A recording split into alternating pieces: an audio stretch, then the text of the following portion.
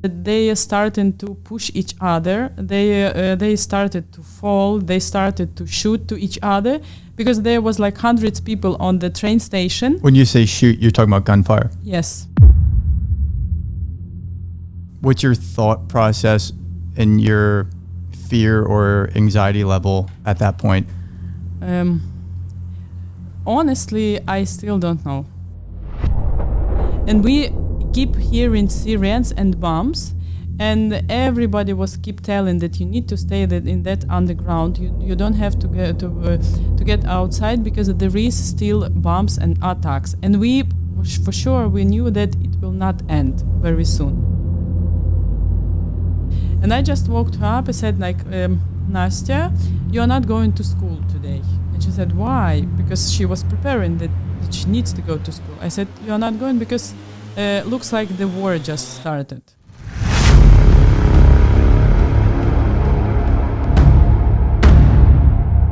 Hey guys, thanks for tuning in. I wanted to give you a little backstory as to how I met Zhanna and her husband Dennis and their 3 kids.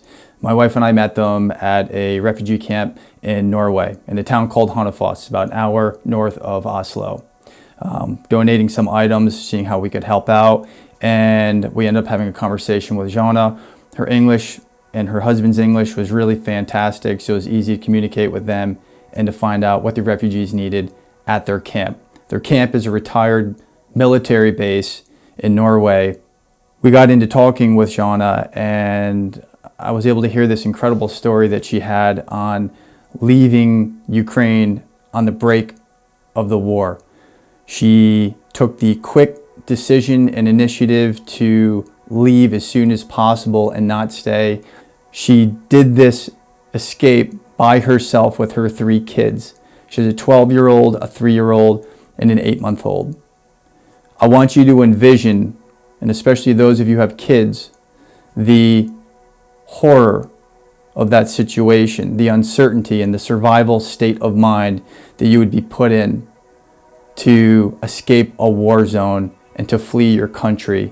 She hadn't driven in 10 years. She's still breastfeeding her 8-month-old and was making pit stops in the midst of all this chaos to feed her child. Her story shares the courage and the ability to rise to the occasion and get the task done of saving her life and her kids' lives through some of the worst that humanity can create, which is war. I started a GoFundMe for Zhanna and her family and shared this with her at the end of the video. I hope you watch it to the end. It's a very touching response, and it also became quite moving for me as well as I was reading the names of the people that donated to her, which was my family and friend network in the United States. Enjoy the video.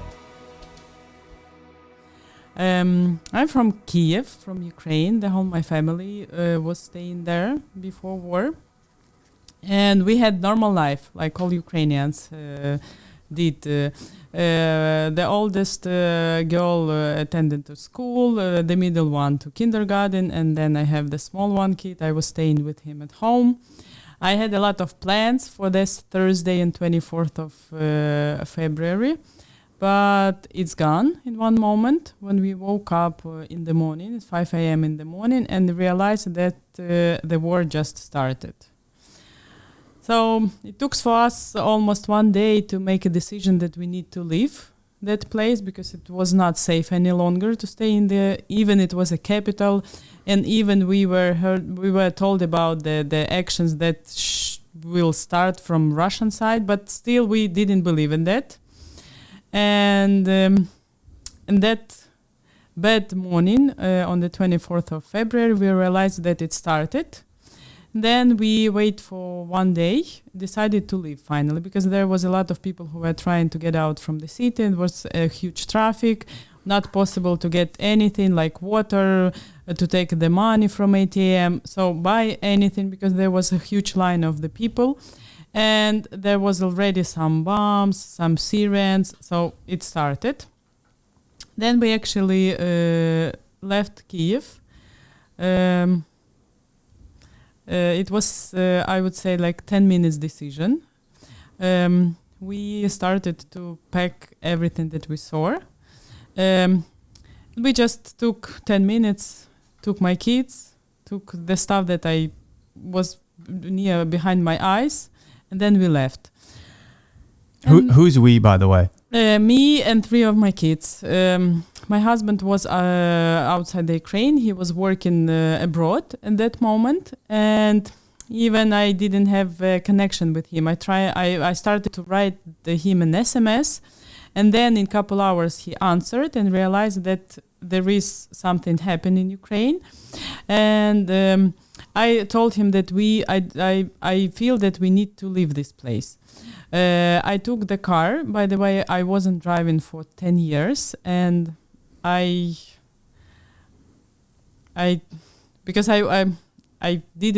wasn't prepared to drive, to be honest, but it was not the first one question that needed to be solved. So I took the car. I took my 3 kids, 11, almost 3 years old, and 6 months old. So I put those kids to the car, and then we just left. Where we go, I don't know. I didn't know that at that moment. The only one thing that I know that we need to leave this place. We need to go outside the city, and we need to go outside the Ukraine because it's not safe any longer to stay in any place in Ukraine. To be honest, it was like a movie. It was like not the real life. And I took my 3 kids and we went outside the Kyiv. Then we moved to the west part of Ukraine. We just was riding, and that's it, without any plans. So we moved to the west city. How long did that take? Usually it takes like couple hours. Couple, I mean like up to 5, 6, maximum 8 when you make a stops with the kids. It took for us 3 hours to get outside the city, while on the normal life it takes 30 minutes. So we drive 3 hours to get out of the Kyiv. And then it took 24 hours to get to that place in west part of Ukraine because it was a huge traffic for the whole trip. Even we tried to avoid those big roads because we knew that there was already bumped. There was a lot of bumps on this main roads, so we tried to avoid those roads. We took the small drives on the small villages, on the small roads, but still there was a lot of cars over there already, and we were driving like 20-30 kilometers per hour for the whole road, and it took almost 24 hours to get to that place. We get to You did this by yourself? No. I had the friends. I did the some part was done by me only, and it was horrible, to be honest, because I knew that I didn't have chance to make a stop, and I still breastfeed the smallest boy, and I didn't have chance to make a stop to even feed him because we already saw tanks coming to the city. The Ukrainian army started to close the roads because we know that the attack to Kyiv was already started. And even when we left the district, when we were staying, it's called Obolon in Kyiv, when we left this district, in 30 minutes, the tanks came to that place. So, and they started to shoot, and there are some fighting, some shootings. So everybody in Kyiv was asked to go downstairs because the attack just started to our district, Obolon. And when we were getting out from Kyiv, the army started to block the roads and bridges because they were preparing to meet the Russian attack on that streets. So I still believe that we are lucky that we get out from that place at that moment, because if we were waiting for a couple more hours, we most likely will not be able to leave that city because it was already closed. When you were when you made the decision to leave your house, mm-hmm. what's your thought process and your fear or anxiety level at that point? Honestly, I still don't know, because it was like I had a lot of things to think about. I have 3 kids. My hands was shaking, and it was like you need to think about everything. You need to take some stuff, some clothes, some toys. You need to think about where would you go. The only one thing that I have in my mind, I don't care about everything. I mean, everything means everything, like food, toys, clothes, me, what is on me. I just think about one simple thing. I need to get my kids out of this place. And the first night that we spent in Kyiv, it was the night from 24th to 25th. We spent in underground because it was a lot of bombs outside. Were you hearing the bombs? Yeah. Yes, we did. And you have your kids with you. Yes, I had my kids with me, and it was the very horrible place. For 100%, no one was sleeping during that night because it was very noisy outside. The people was very scared. Those places were not prepared for any human to be there. So can you imagine to stay in that place with 3 kids? And when we get out in the morning, it was 7 a.m. in the morning, because we were waiting that morning, that the sun was shining, we will get out from that place. And we keep hearing sirens and bombs, and everybody was keep telling that you need to stay in that underground. You don't have to get outside because there is still bombs and attacks. And we for sure we knew that it will not end very soon. And the first thing that I was thinking about, I don't want to spend any longer 1 hour, one night with my kids in the same place. So that I don't want to be scared, because that feeling, it was the feeling of scary, to being scary. When we get out, we went to our flat, and we were scared because there was a bomb, there was sirens, and you are scared to stay at home. And it was like the moment when you need to decide, should you stay at home, because this is your place actually. This is always was the place that you feel yourself safety, because you are at home, you can relax. Right now, no. We felt ourselves guilty because we are staying there, but we need to go somewhere because it's not safe to be here. So we needed to leave our place of safety, and we were very scared because we don't know if the next bomb would be in our home. And on the other hand, I didn't want to go downstairs with my kids because it's not the place to stay with the kids, with anyone. Even for me, it's not the place to stay. So this feeling of being guilty of staying in your house, and this feeling of being scared all the time, and I saw that my kids are scared because they were like frustrated. They didn't go to kindergarten. They didn't talk to their friends. They didn't go outside. The weather was really nice. So what they should do? Stay at home? No, you are prohibited to stay at home because you need to go downstairs. So the mix of those feelings, to being guilty staying at home and to being very scared, makes me to take this decision that we need to leave. And at that moment when we were trying to get out from our home, that was like, right now I still don't remember what I did in that moment. I just saw some stuff that I need to take. I just took it, even that I don't need it. But the main goal was just to take kids and get out from that place, and that's it. And you did that. You had to do that by yourself with the 3 kids. Yes. With an 8-month-old, a 2-year-old Yes. at the time, almost 3. Yes. And how old's your oldest again? What? How old is your oldest daughter? 11. 11. Did the 11-year-old have any understanding of what was happening? Not from the beginning, but I remember that I woke up at 5 a.m. because I've heard that bombs, and I took my phone and I see a lot of messages from my colleagues. We will not go to work because the war just started. I couldn't believe it, actually. I started to check the news, and yes, the information was that a lot of airports were bombed, and the closest to Kyiv were also bombed. And that's why all the people who stayed in Kyiv, they heard that bombs. I woke up the oldest daughter around 7 or 8 a.m. And it was the feeling that you need to come down by your own, because you don't have to show that you are scared right now, because I was scared a lot. I couldn't reach my husband. I didn't know what to do actually. But still, I needed to be calm down, because I didn't want to give that scare to her, that feeling that something is wrong. And I just woke her up. I said, like, Nastya, you're not going to school today. And she said, why? Because she was preparing that she needs to go to school. I said, you're not going because looks like the war just started.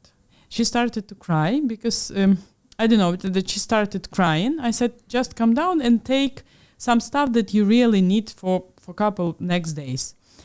And she was in silence for almost the whole time. She just take some notes, some pens, favorite pens, pencils.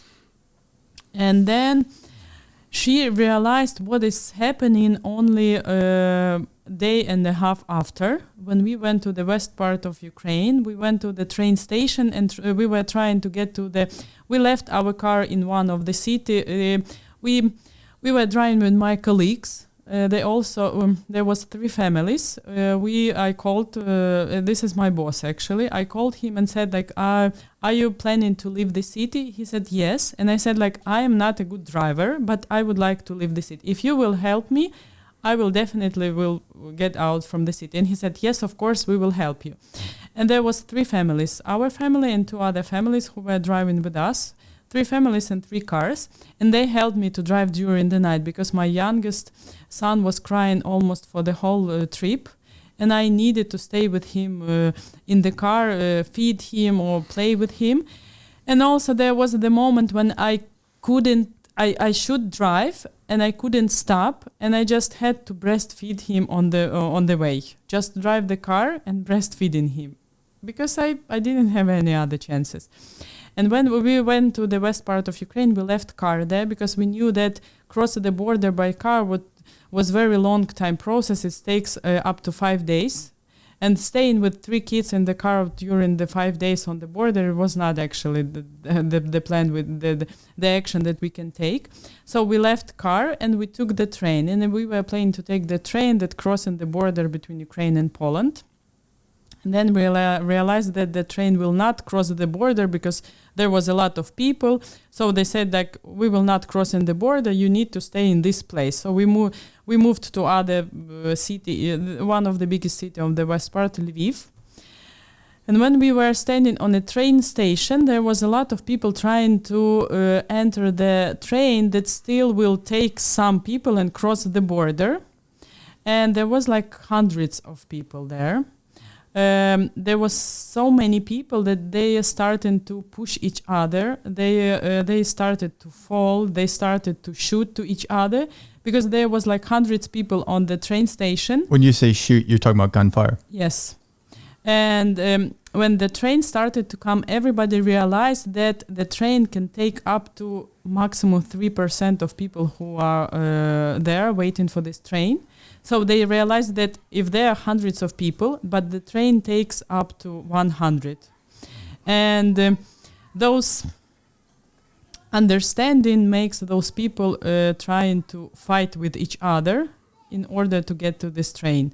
And when we were standing on this train station, we've heard we saw those people. We've heard the siren. And that moment, my oldest daughter started to cry. And she was like crying a lot, and telling that she's very scared in that moment. And she said, like, can we go somewhere? I don't want to stay in this place. I don't want to see those people. So in that moment, I realized that she's scared a lot. And she realized what is going on. She understands what is going on.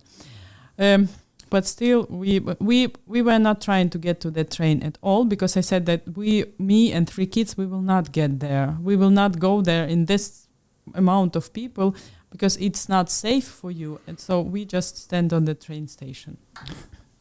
When your kids are, so typically when you have kids in a normal situation, they're crying and it's an issue you have to address. When you're in that type of situation, do you force yourself to minimize those types of things and stay in survival mode in terms of they're crying, but they're alive and they're fine?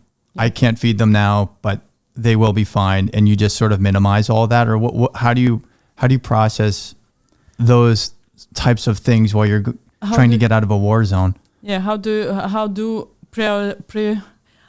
what the priorities do you have, right, in your mind in that moment?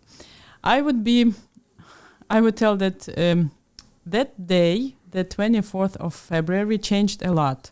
Not only because of some our views of our things, but they changed even the priority of things we have in our life, me personally. And after that, I realized that there are a lot of things that was in my life that I don't need actually. And that was the main thing that I need, it's my kids with me. And the main thing that I would address to them that they need to stay safe. That was the first thing that we would like to achieve. We would like to be alive, actually. And this is a very strange feeling, but I had the small kid on my hand, and he was 6 years old. And usually people are trying to watch those small kids, how they act, what they knew is doing, some first steps, first things they eat, first teeth and everything. And that moment I didn't see that stuff because I was focused on one thing. I want to be alive with my kids. I need to save my kids. They need to be alive actually. And that was the priority number one. And also that what I remember that moment when it was late night and that train station, my oldest daughter started to cry. I was trying to talk to her. On the other hand, the middle one was crying because he was very tired. It was very cold. We didn't sleep for a long time, more than 24 hours. He was very tired. He was cold because it was very cold. We wasn't prepared for that weather. So there was a lot of Ukrainians who tried to help me because I was with the 3 kids alone.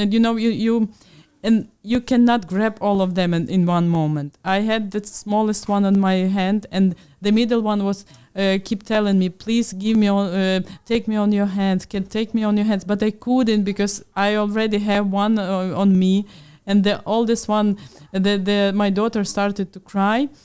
It was like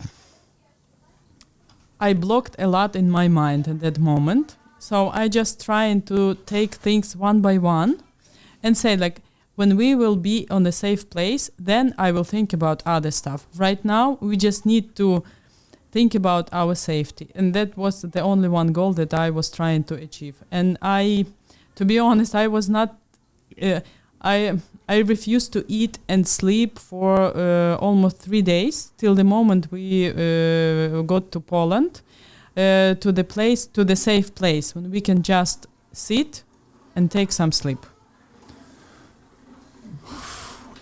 Have you had a moment to decompress, to go back and process all of that? Because no. you went from escaping a war zone to you went into Poland, right? Yeah. We crossed the border and then we stayed in Poland and we met my husband there because he already started to talk with the employee that he needs to leave to meet her family. And the closest city that he was able to fly was actually Kyiv in Poland because the Ukrainian airport was completely closed at that moment. So he flown to Kyiv and we met each other right on the border between Ukraine and Poland. And it was like this meeting was like in a movie. I would tell you that it was something that it was in my mind all the time. I need to meet my husband and then something will be, and I will feel myself safe.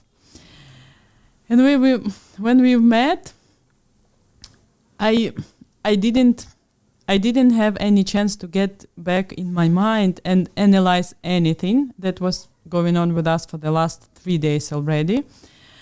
When we went to apartment, because the friend of mine gave his apartment for us to stay for our family. When we went to the apartment, the kids fell asleep, and then I just started to cry because I didn't sleep for a long time. I didn't think about anything for a long time. I had a terrible headache. it feels like something just squeeze you, and then you don't think about anything. About myself, I didn't think about myself for those 3 days. And then this is the small details, but I will tell you that after 3 days, I realized that I went out from home in my home clothes. I didn't change my clothes. I was in my home t-shirt that I usually wear at home. And I saw it after 3 days when I was in Kyiv. Can you imagine that? Because I was trying to take a shower. I said, like, I didn't change my t-shirt. I went from my t-shirt that is actually my home t-shirt. That was horrible.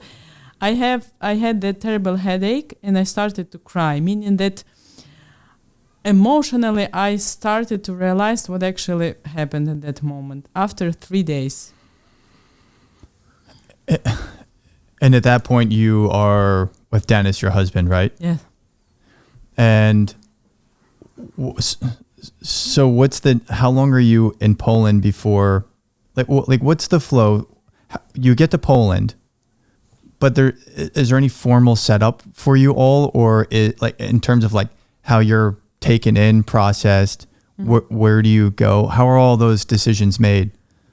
Actually, it was done by steps. The first step was we need to get to the safe place. We got to this place. It was Kyiv. It was Poland, and then it took for us up to around 1 week to sit down to think about what is happening, what happened already. And then we started to think about the next step. What is next? Because we realized that we will not get back to Ukraine in the closest future until it would safe for our kids to stay there. So the next step was to think about what is next actually. Where should we go? We need our kids to go to the school, to kindergarten, to do anything. We were not able to stay just in Poland, to stay in doing nothing. I needed to work. My husband also was trying to think about our future. And then there was a lot of Ukrainians already moved to Poland, and it's still very difficult to find a place to stay, to find a job. And we decided that we need to go somewhere. But the plan was we need to go somewhere for this period of time, I don't know, half of the year, a couple months, 1 year. We need to do something. We cannot just stay and doing nothing, wait for, I don't know, for the war to be ended. We need to do something to give something to our kids actually. And as my husband was used to be in Norway many times, he said that this country is really nice in terms of everything, people, weather. So let's go there, because we actually, the whole countries were quite open to Ukrainians. You can come to any country. You can come and say that I need to get this status of, it's called protection for 1 year. So we actually were able to enter any country. We choose Norway. I still don't know why. I have never been in Norway before, to be honest, but I trusted my husband at that moment. He said, like, Norway is really good country. So let's try to go there. And we flown to Norway. Yeah, that's a random place to end up. to end up. And I can speak directly to that as well. I think I told you before, when I originally thought Oslo was in Russia, that's how much I knew about Norway. How cultured I was. We also. Yeah. The only one thing that I know that it's quite cold country, and there was in the past there was weekends over there. So this is the only thing that I knew. Yeah. So does your family? Do you have anyone in your family? Do you have any exposure to war prior to this? Was your father in the military or in war? Do you have any family members that do you have any relationship to what war is directly? We didn't before. After the war started in Ukraine, right now we do have, because a lot of friends, our friends are still in Ukraine, a lot of males who, because on the second day of war, 25th of February, the Ukraine took the action. The males who are between 18 and 60, they are not allowed to leave the country because they should protect our country. As we have 3 kids, so the males who has 3 kids, they are allowed because they need to take care of their families. So the same is with our situation. We have 3 small kids, so the husband should stay with us and take care of us. But still, there are a lot of our friends and families are right now in Ukraine, not only in Kyiv, but also in those very hot places like Mariupol. And every day we are staying in touch with them. And especially those first days of the war, I will not wish you to imagine this, and you cannot imagine that every single day we started in chats asking the questions, where is everyone? We started to ask all our friends if they are alive. So how the night passed? Is everyone is alive? And then when you see those news line, you see those districts and cities that were bombed because Russian army started some actions during the night. Usually it's between 1 a.m. till 5 a.m. And during the whole night, we were trying to list the news line and see what cities were bombed. And then in the morning, we are starting to write to people who are in that cities, asking if everything is okay. And I would wish you do not imagine that feeling when you are not able to reach anyone by the phone. Because you're trying to call, the number is not answering, or you're trying to write and there is no answer from your friends.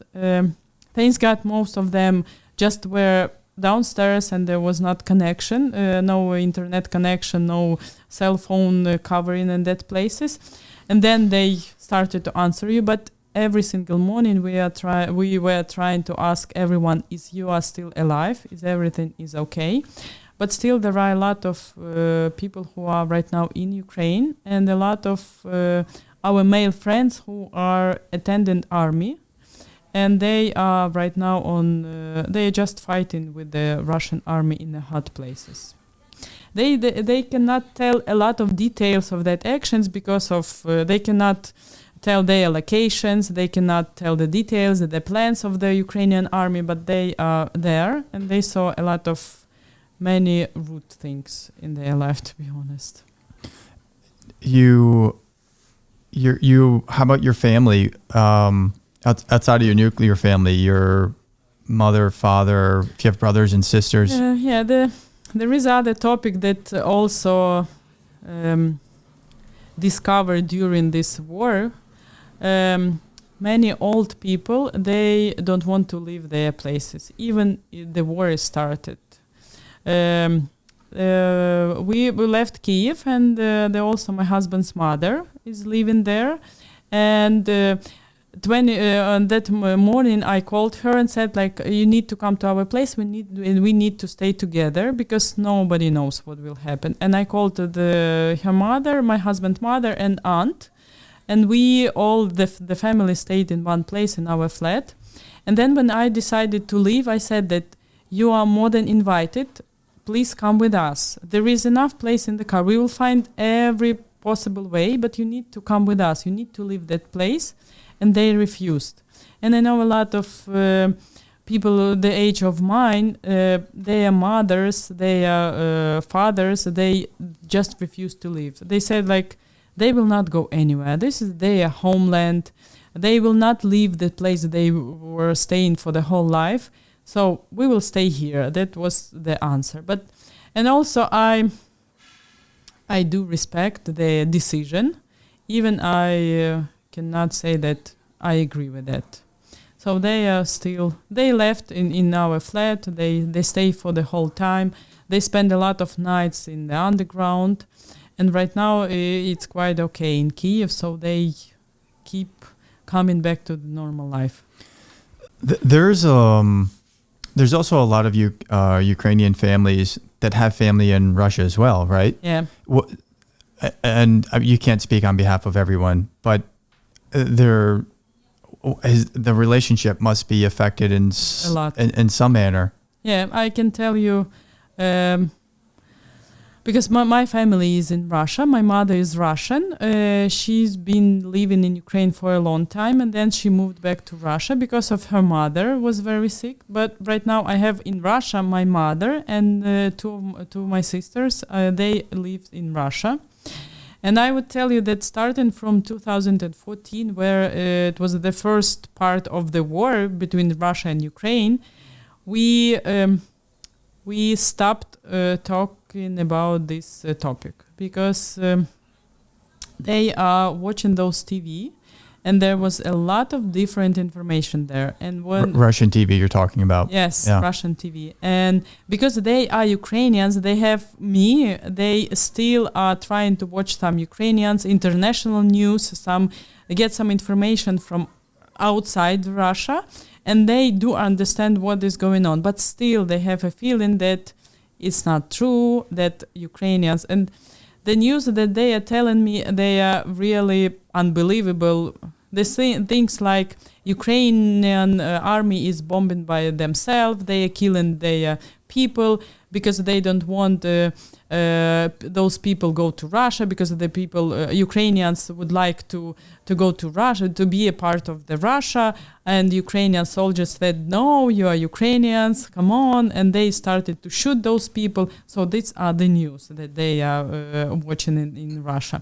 But I know I still in touch with my family. We are talking about our family stuff. We are trying to avoid those topics. Do not tell any details, but still, because this is my nature. I cannot stop thinking about Ukrainians. I cannot stop thinking about Bucha, about Irpin, what is going on there, about all those people, the hundreds of people that were killed because of their kids. They are just females, just because they are Ukrainians. And I keep telling that information to my sisters.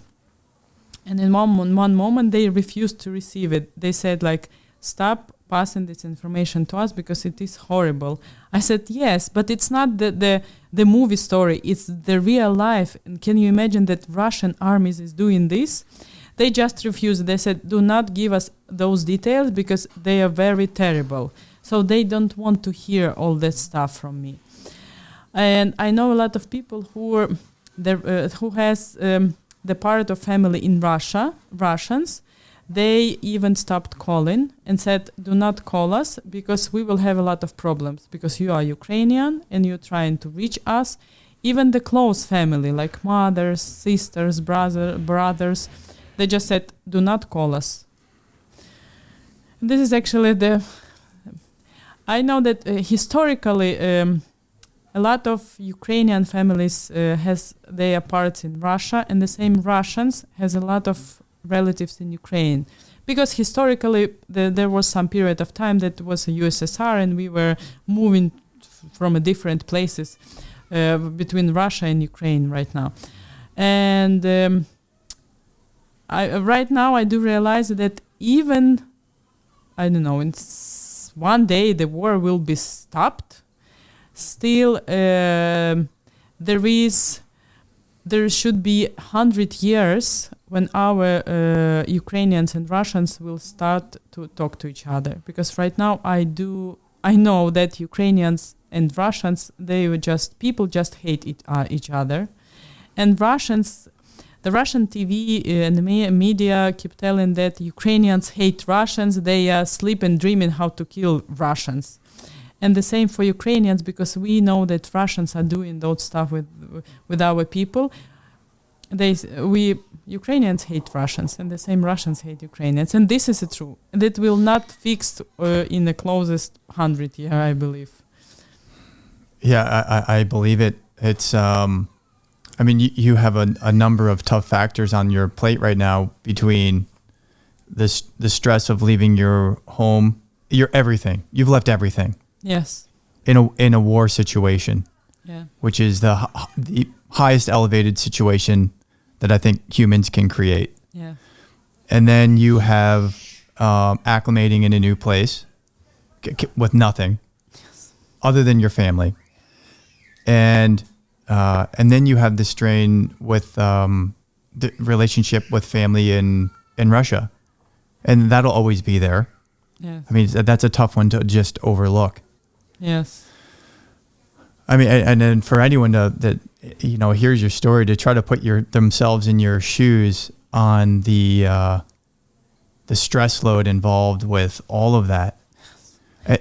Believe me, it's changed a lot. It's that the situation when we had to face with changed a lot in ourselves. And right now I do realize this. If you are familiar with the story wrote by Erich Maria Remarque, it's called A Lost Generation, about people who are after war. So even people who already saw some part of the war, they are changed. Meaning that all the change, not only the soldiers who are in the middle of that actions, but also people who felt that and who saw that. Even the small part, even us, even my kids who saw like 1.5 day of the war, they are emotionally, they are already changed. And that's changed a lot in our life. And in one moment you realize that you need to pack all your life in one bag. And this bag should be as small as possible, because you also have 3 kids on you, and you can take only the stuff that you can handle by your own. That was the goal, actually. And this is the whole your life right now, in that 3 bags. This is your kids, and this is 3 bags. And that actually all you have right now in your life. And then when we were staying in Kyiv, there are a lot of Polish people who were trying to help Ukrainians, and I'm speaking right now on behalf of all Ukrainians. A big, huge thank you for people who are helping. That just people from the street come to us and say, if you need something, just let us know. They gave a place to stay, something to eat, clothes to all Ukrainians. The same in Norway. A lot of people just come and try to help with anything they can. But at that moment, we realized that even you've been working for a long time. I've been working in my company for more than 13 years. I was trying to build something for my family. I was trying to earn some money. We were planning to go somewhere on holidays. We were planning to change the school for our kid, to find the kindergarten. Then the smallest one will grow up. We will find the kindergarten for him. So we are planning something. And we were on some level of development, but in one moment you realize that you have nothing at all. On one hand, you have a lot of stuff that you already bought by your own, right? You are buying the clothes that you like, right? You are buying the food that you like. You're cooking the food that you like. You have everything organized in the way that you like. And then in one moment you realize that you don't have anything, just your family and 3 bags with your stuff, with all your life. And you are in the same position like people who didn't do anything in their life, didn't work, didn't earn some money, didn't keep those money for the future, didn't ever think about the future. You are in the same position and you need to start everything from zero. The only one thing that you have, this is your family and kids with you, and everything that you have in your head. So everything that you already worked on, so everything that in your mind, you are keeping with yourself because it's not heavy. And that actually all that you have, and you are back to the zero position. You need to build your life from the zero position. So now you're here in Norway, Hønefoss, Norway, which is a temporary holding spot. Essentially, it's a temporary refugee camp until you're processed to another location, which you're not sure where that's going to be yet either, right? Like, who knows? And is that a choice that you can make where you're relocated next? Or is it you're just given an apartment? How does that work? We just, the only one thing that we should do right now is just wait.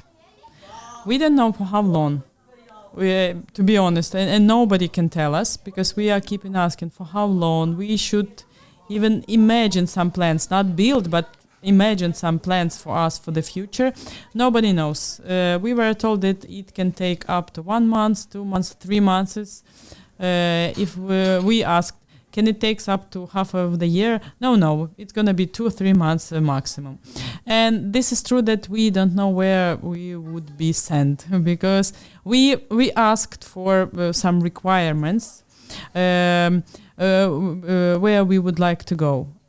We told that we would like to stay close to Oslo or in a big town at least because we especially here, I realized that we got used to stay in a big city. Just the simple feeling when you get out of your apartment, you can drink coffee, buy coffee somewhere. You can, take your kids and go somewhere to buy ice cream.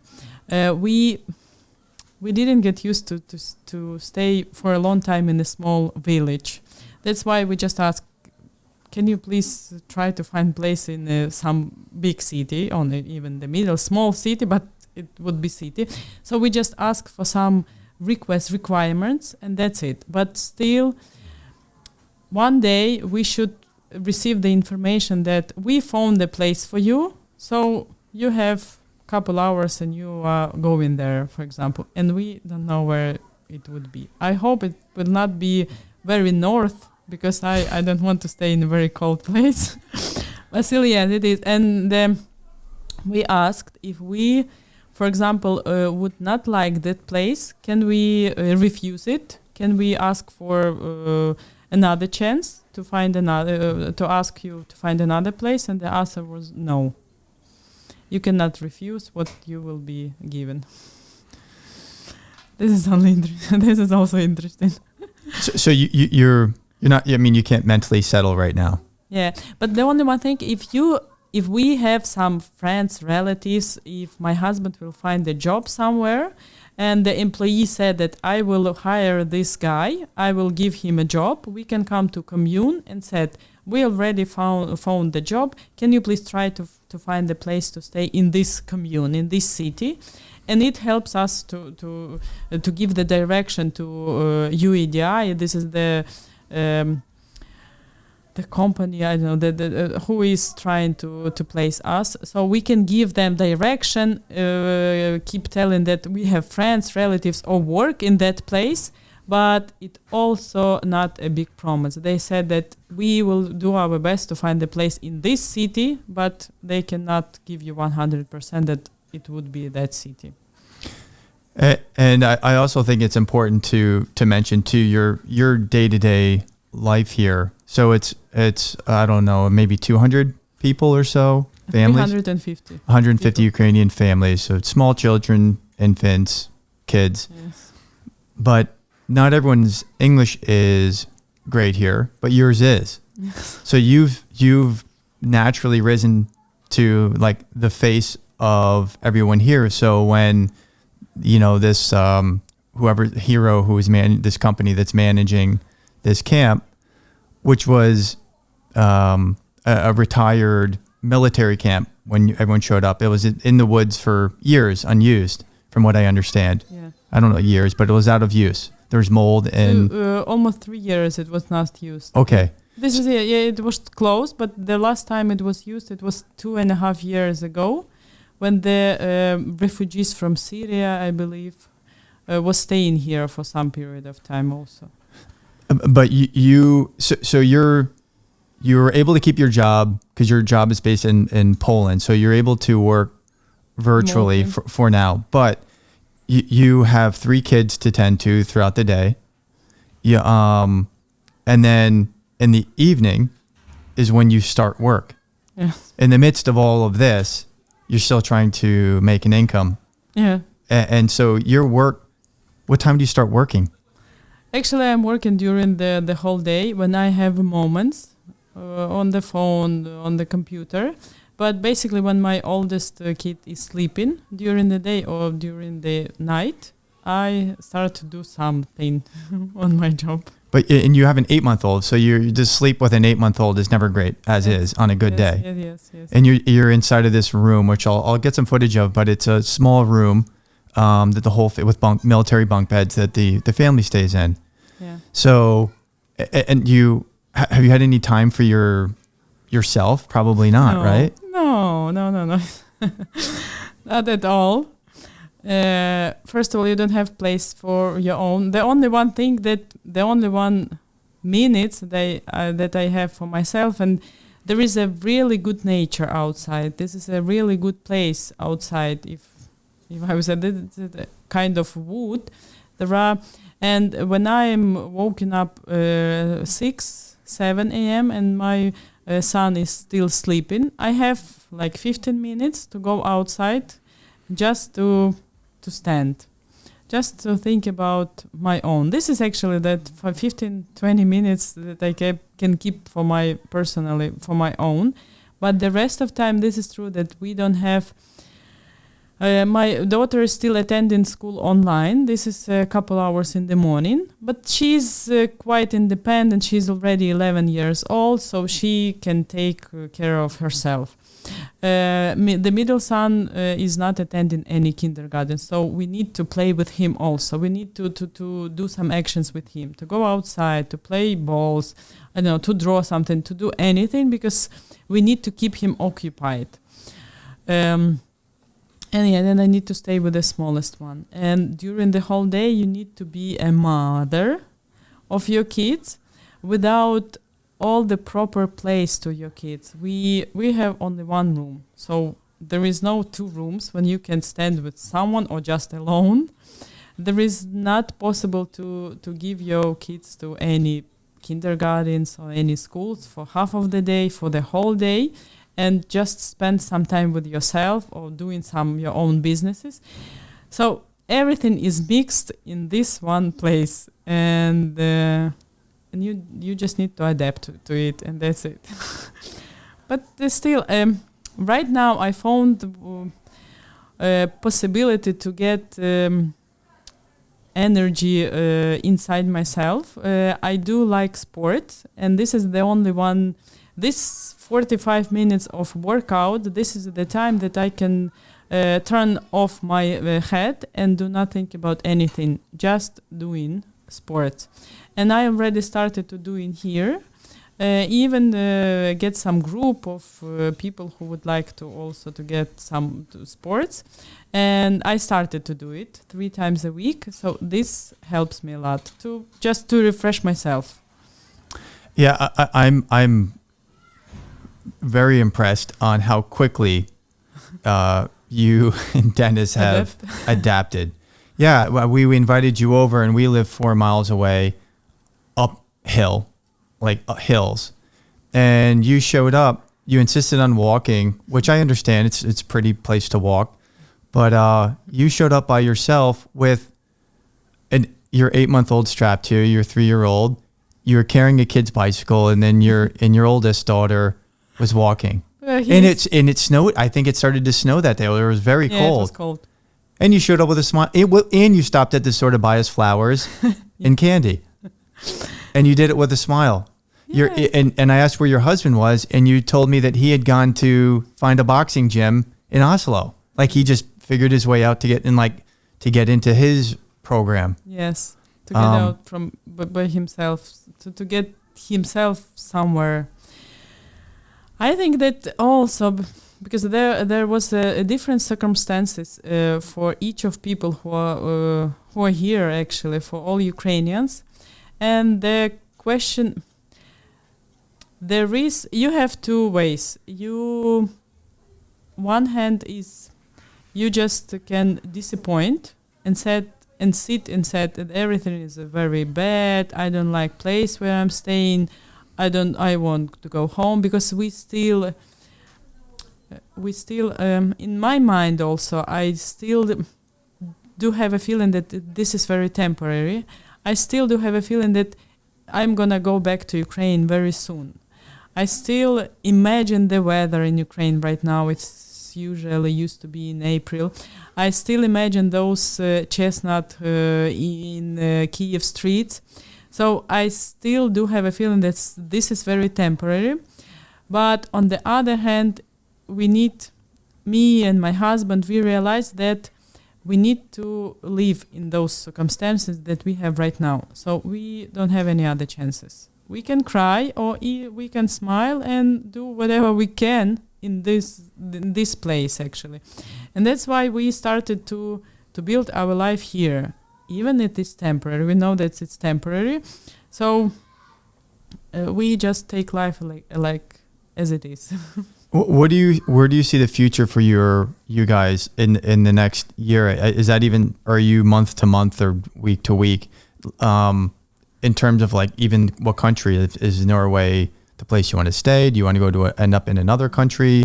With your job, can you keep your job, or is it most likely you'll have to transition to a job locally? Right now, we still didn't get our documents, meaning that we still didn't get the permission from Norway government to stay here. We're still waiting for their decision. If the government decide that they will give us those collective protection, meaning that we are able to stay 1 year and do some actions. And actually, if we will get it, we will stay in Norway for 1 year. My husband will find some job. Me, most likely, also will find a job, because right now it's very difficult for me to work with the kids. I do know that my colleagues, they do understand what is the place that I am right now, that what happened with me and my family. I do understand that I'm not doing 100% job right now. I am doing my best, but it's not what I could do on the other places, like also in Kyiv. Most likely I need to quit for some period of time and try to find something here in Norway, at least for 1 year. But the other thing that we are thinking about, me and my husband, we need to give something to our kids. We cannot stand for them to do nothing for a month. We already started to learn Norwegian language, because it's something that we can do online. We just download some apps and started to do this for all the kids. We will try to find place for them to develop, to learn something that Norway can give to our kids. And we will probably, the plan is to get the collective protection, then to stay here for 1 year, to get some knowledge, some experience, and then get back actually to Ukraine. We would like to go back home. Yeah, I'm sure. You know, after I had spoke with you and Dennis and even your daughter, and she's learning.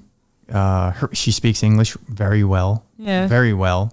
And said she was learning Spanish, French, and French. And I'm looking at you guys, and then I was like kind of looking at myself in the mirror too, because I'm an immigrant to Norway, not under your circumstances. But it made me reflect on myself too, on to kind of get myself in check a little bit as well. I mean, you guys have taken I would say even a greater initiative than I have, being here with, like, you're already learning the language. Yeah, it kind of made me look at myself and like, okay, I need to level up some things that I'm doing as well. You kind of boosted me a little bit. You put a fire under my ass a little bit, just seeing how you guys how well and quickly you've adapted and are like seem to be doing under the given situation. I would tell that I'm sorry for this. I would tell that I'm very happy to hear that, because since the war started and since Ukrainians become a people who need help, I'm very happy to hear that I am the person who will not asking for any help, but giving something. I'm also the person, and my family also the people who can give something, who can get something, who can learn something from their circumstances, but not the people who just need the help. And that's why I'm very happy to hear that, because on our example, we can help someone to get to know something, to get some information, some experience, I don't know, something from us. And I'm very happy that we can give something, but not ask for help. To be honest. Yeah, so that was one thing that stuck out to me too, by the way. You did not ask for any handouts, and I would justifiably or do some help in handouts under the scenario. So I put together a little GoFundMe thing for you guys like 10 days ago, and it's up, but I only had it going for 2 days, and I'm just going to read off some of the donations, and this is for you guys that my family and friends and some of their friends wanted to offer to you and your family. I'll give it to you in US dollar, and I'm just going to read it off. Is US dollar a currency that makes sense to you, or like if I were to say $20, does that mean anything to you? Yeah, we do understand that those currency exchange. I'm going to read off like donations to you guys. So John Baldy, that's my cousin. He donated $50. Kathleen Simaluka, I don't know her. She did $25. Heidi Fi, $25. Elon Burko, $100. Chevy Burko, $100. Anne Marie Scorzo, $25. Elizabeth Carvo, $25. Suzanne Varingia, $50. Deborah Maloney, $50. Gia Messina, $100. Leah Panzer, $50. Frank Ferranti, $100. Mary Ellen, $100. Margaret Zebrick, $100. Barbara Monero, $100. Catherine Wheeler, $100. Candace Bierman, $100. Patty Bera, $50. It's Jill Riggins, $100.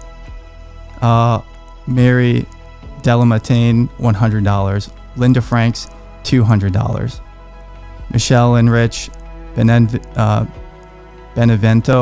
$50. Michael Baldy, $50. Kathy Baldy, $100. Mary, my mom, $100. My sister Brianna, $50. And I mean, even for me, it's touching it. Yes, it is. And Rob Farina, $1,000. I would tell you that I don't know none of those people. It means that I would first of all not thank you, but appreciation of those people who are caring of others. I'm not familiar with any from that list that you just read, but people are caring, and this is something that I've learned from that situation. People that you don't know them, you have never seen them, but they would like to help. They would like to give the part of them to help you in that horrible situation that you faced with, and that is actually that is the main thing that works right now. To be honest, this is the only thing that works. So just a thank you for. Thank you. Yeah, it's so the in 2 days they raised $3,000 for you guys, and I know you didn't ask for it, which is even more of a motivation for me, because I clearly see that you are tough and are mentally strong to push through it, but people do want to help, and I just mentioned this to my mom, a couple of close family members, my aunt, and this was for that I don't have napkins. and this was within 48 hours. So it is unbelievable, to be honest. It is unbelievable. Yeah, I was taken back myself. I set the goal to be $1,000, and I put it on at 8 o'clock at night, and I woke up in the morning and it was at 1,500. And so I just upped the limit, because more people wanted to offer. And then there's people on this list, and I'm sorry if I didn't mention their names right, that I don't know that are offering, that were within our family and friend network. Oh, amazing. And I think a lot of Americans can relate to. We've all been touched by war in one way or another, because our country's been at war for the last 20 years now, since 9/11 or more. And and I think we've all been impacted in some sort of way. In the U.S., we're all descendants of immigrants, and I think it does touch us when we hear stories like this. And I can only speak on behalf of the people I know in the U.S., and I know lots of people in all countries want to help, but we do care. And you know what the things just came to my mind. Right now we have another goal, actually, another plus goal. We need to come to States and drink a coffee with those people. that would be wonderful. Yes. And you've been to New Jersey and lived in the East Coast, so you guys know. I've been there like 3 times, yes. And yes, this is actually our plan, to come to United States and drink a coffee with those people. Well, you have friends in the U.S. I think. Or you've made me look at myself here too, on where I need to level up as well. So thank you for that. Thank you, Zhanna. I do appreciate your time and the energy and desire and the wish to come here and be a part of our life, to be honest. Yeah, it's mutual. It's mutual. Yes. So thank you, and Thank you. onward and upward. Thank you.